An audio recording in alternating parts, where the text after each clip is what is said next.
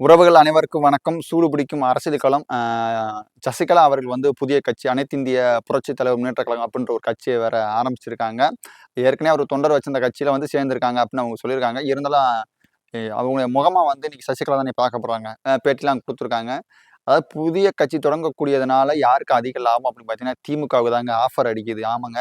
ஏன்னா ஓட்டுகள் வந்து சிதறது ஏற்கனவே எங்கிட்டு சீமான், அண்ணன் விஜய் அப்படின்னு சொல்லி ஓட்டுகள் பல விதமா பிரிஞ்சு போகும்போது ஈஸியா அவங்க ஜெயிக்கிறதுக்கு வாய்ப்புகள் இருக்கு.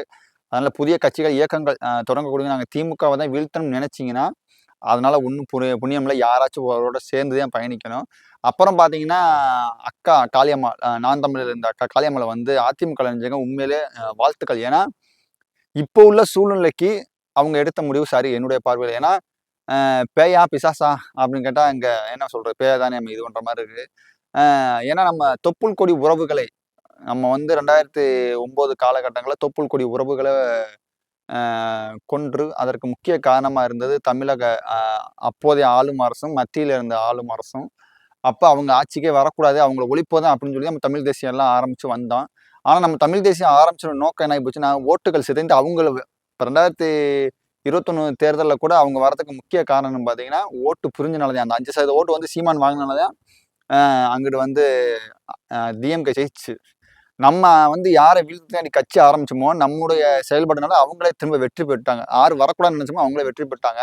ஆக்சுவலா வந்து எல்லாரும் என்ன சொல்றாங்க, சீமான வந்து பிஜேபி பி டீம்ன்னு சொல்றாங்க. ஆக்சுவலா வந்து அவர் வந்து திமுகவுடைய பி டீம் தான் சொல்லணும். ஏன்னா, சொல்லணும் எதுக்கு சொல்றேன்னா, அவர் கட்சி ஆரம்பிச்சனால தான் திமுக வந்து பல இடங்கள்ல 5000 ஓட்டு டிஃபரண்ட்ல ஜெயிச்சிருக்கு. அந்த 5000 ஓட்ட 10,000 ஓட்டு யார் வாங்கியிருக்காங்கன்னா, சீமான் வாங்கியிருக்காங்க. நாம் தமிழர் கட்சி வேட்பாளர் வாங்கியிருக்காங்க. அந்த ஓட்டுல அந்த 5000 ஓட்டு டிஃபரண்ட்ல வந்து திமுக ஜெயிச்சிருக்கு. அப்ப அந்த அவங்க மட்டும் அப்படி இல்லைன்னு வச்சுக்கங்களேன், அதிமுக தான் ஜெயிச்சிருக்கும் 2021ல. அதனால இந்த 2026 தேர்தல்ல வந்து இப்ப தொடர்ந்து நடக்கக்கூடிய விஷயங்கள் உங்களுக்கு எல்லாம் தெரியும். சட்ட ஒழுங்கு சீர்கேடு, பெண்கள் மீதான பாலியல் பிரச்சனைகள் மற்றும் என்ன சொல்றது, இந்த மாரி நெறையா மக்கள் போராட்டங்கள், கொள்ளை, கனிம வளம் இப்படின்னு பல பிரச்சனை போய்க்கிட்டு இருக்கு. இதுக்கெல்லாம் ஆளும் அரசு வந்து இதுவரைக்கும் எந்த தீர்வும் சொன்னதா தெரியல. அதனால வந்து அது மாரி இவங்களுடைய அந்த கடவுள் மறுப்பு அப்படின்ற பேர்ல ஒரு குறிப்பிட்ட மதத்த மட்டும் இழிவு பண்றது, சாதி ஒழிப்புன்ற பேர்ல ஒரு நம்ம தமிழ் சாதிகள மட்டும் அடையாளங்கள மட்டும் அழிக்கிறது அப்படின்னு சொல்லி பல வேலைகள செஞ்சுக்கிட்டு இருக்காங்க. தமிழர் அல்லாதவர்களுக்கு முக்கியத்துவம் குடுக்குறது, அமைச்சரவையில இப்படின்னு சொல்லி பல வேலைகள் நடந்துகிட்டு இருக்கு. அதுவும் போல குறிப்பா வந்து இந்த மன்னராட்சி மாரி வாரிசு அரசியல், குலத்தொழிலின் ஒழிப்புன்னு பேசுவாங்க இங்க. பண்ணையார் தனத்த ஒழிப்பும் பேசுற எவனும், இங்க மாவட்டத்துக்கு ஒரு பண்ணையாரு. திருச்சியில ஒரு பண்ணையாரு, மதுரையில ஒரு பண்ணையாரு, அங்க வட மாவட்டத்துல அங்கிட்டு ஒரு பண்ணையாரு. இப்படி ஒவ்வொரு ஊர்லயும் ஒவ்வொரு பண்ணையார உருவாக்கி வச்சிருக்காங்க. அதனால பண்ணையார்லாம் அவங்க ஒழிக்க முடியாது. அதனால வந்து இந்த வாரிசு அரசியல ஒழிக்கணும் அப்படின்னா, அவங்க எடுத்த நிலைப்பாடு சரி. என்னுடைய நிலைப்பாடு அதுதான். வாரிசு அரசியல் 2026 ஏன்னா, திரும்ப விட்டீங்கன்னா 2026க்கு அப்புறம் வந்து அடுத்து என்னென்ன நிதிலாம் கொண்டாந்து உள்ள சேர்ப்பாங்கன்னு தெரியாது. அதனால வந்து அவங்க எடுத்த முடிவு சரி.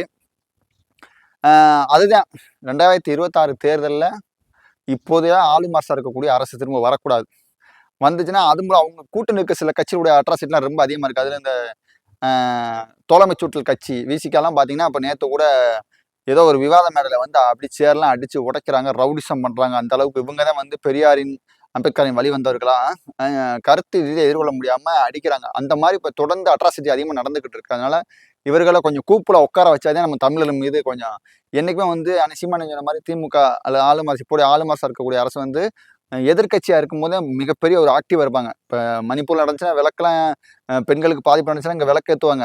அப்படியே மெழுகுவர்த்திலாம் ஏத்துவாங்க. ஆனா இப்ப நடந்துச்சுன்னா என்ன அப்படியே போய் அவங்க ஊர் அக்கா கனிமொழி ஊர்லயே நடந்திருக்கு. தூத்துக்குடியில விளாதிகுளத்துல.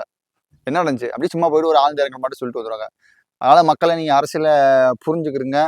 அப்புறம் ஒருத்தவங்க இந்த அக்கா மதுரை அக்கா நம்ம அ லவுட் ஸ்பீக்கர் அக்கா, மதுரக்காரி அப்படி தெம்புன்னு சொல்லிப்புட்டு ஏக்கா அப்படி போய் திமுகவுக்கு முட்டு குடுத்துக்கிட்டு இருக்க.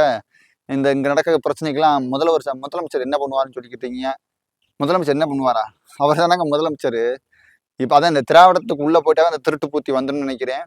அது மாரி இங்கிட்டு ஒருத்தர் இந்த என்னது முத்துக்குமரன் அந்த பிக் பாஸ்ல ஜெயிச்சாப்ல. அதாவது இங்க வந்து இந்த செலிபிரிட்டிகள் மூலமா விலைக்கு வாங்கி, அவங்க மூலமா அரசியல் பண்ணக்கூடிய ஆட்சி தான் நடந்துகிட்டு இருக்கு. அவர் வந்து என்னன்னு பார்த்தீங்கன்னா, ஆகாஷ் கொலைக்கு வந்து முட்டு குடுத்துருக்காரு. "ஏய் அவன் யோக்கியம் இல்லையா? 2 பேத்த விரட்டி வெட்டி கொண்டிருக்கான். அவன் மேல பல கேஸ் இருக்குயா." நம்ம ஏற்கனவே சொல்லியாச்சு. அவன் வந்து பண்ணது தப்பு. ஆனா அதுக்கு வந்து மரணம் தான் தீர்வுன்னு நம்ம சொல்லல. ஆனா அவன் அந்த வெட்டுப்பட்ட 2 பேத்த பத்தி யாருமே பேச மாட்றீங்க. வெட்டி செத்தவனுக்கு ஆகாஷுக்காண்டி பேசுறீங்க. ஆகாஷால 2 பேரும் பாதிக்கப்பட்டிருக்கான். இல்ல அவன பத்தி ஏன்டா எவனும் பேச மாட்றீங்க? என்னடா இது? என்னடா என்னடா காலமா இருக்கு? கலியுகம்டா இதெல்லாம். பாருங்க மக்களே, உங்கள சுத்தி நடக்கக்கூடிய அரசியல பாருங்க.